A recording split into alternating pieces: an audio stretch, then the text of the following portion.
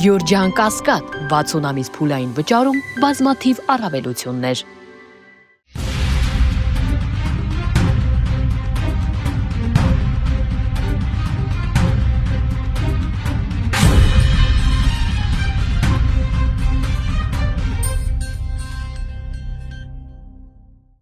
Բարև ձեզ։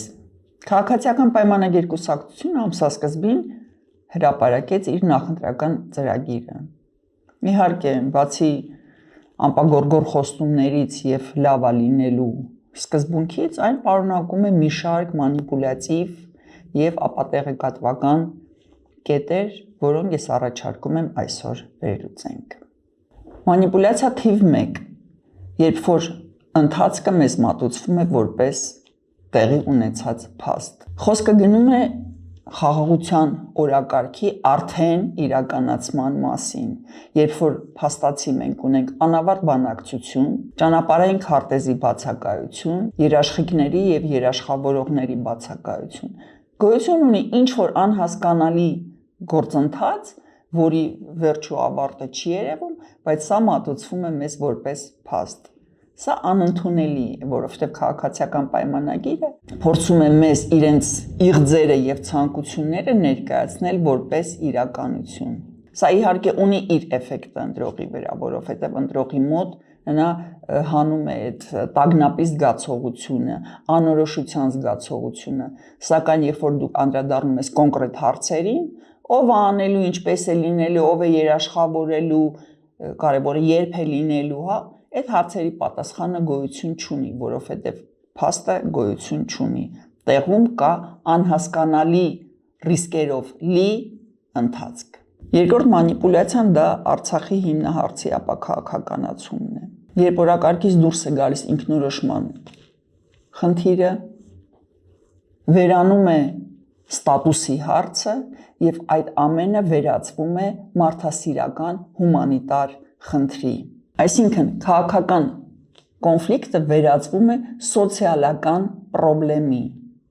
որը անընդունելի է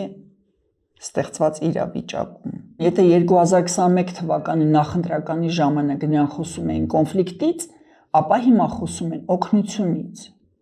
Եթե 21 թվականին նրանք խոսում էին իրավունքից, 26 թվականին արդեն խոսքը գնում է օգնությունից։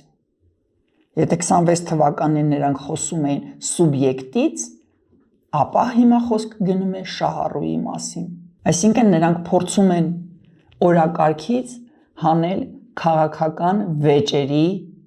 խնդիրը, վերածում են դրանք սոցիալական խնդիրների, ինչի մասին Փաշինյանը ակնհայտ եւ անթաքույց հայտնել է, որ արցախցիների վերադարձը օրակարգից դուրս է գալիս եւ նրանց պետք է օգնել շարունակել մնալ Հայաստանում առանց տուն, առանց հայրենիք եւ առանց իրավունք։ Մանիպուլյացիա թիվ 3, երբ որ պատասխանատվությունը փոխարինվում է աբստրակցիայով։ Սա վերաբերվում է այն թեզին, որ ձևավորվում է նոր անվտանգային համակարգ։ Հարց. ով է ձևակերպում,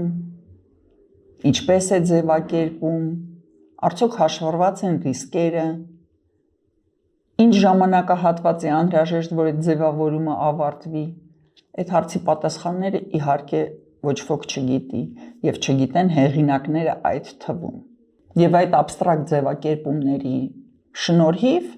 մենք չենք ստանա գլխավոր հիմնարար հարցերի պատասխանը եւ ի վերջո, երբ որ այդ ծրագիրը չիրականանա, մենք չենք իմանալու ումից պատասխան ստանանք, ով է պատասխանատուն այդ պրոյեկտի ձախողմանը, որովհետև աբստրակցիան չունի կոնկրետ հասցեատեր եւ չունի կոնկրետ պատասխանատու։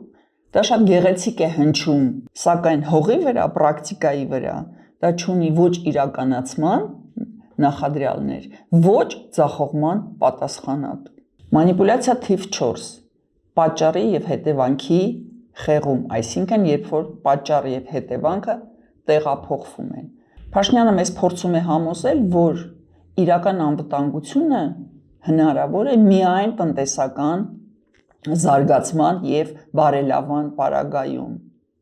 Դուք չեք գտնի ոչ մի դասագիրք, ոչ մի գիտնական եւ ոչ մի խելամիտ մարդ, որը կպնդի այն, որ հնարավոր է ցանկացած անվտանգություն առանց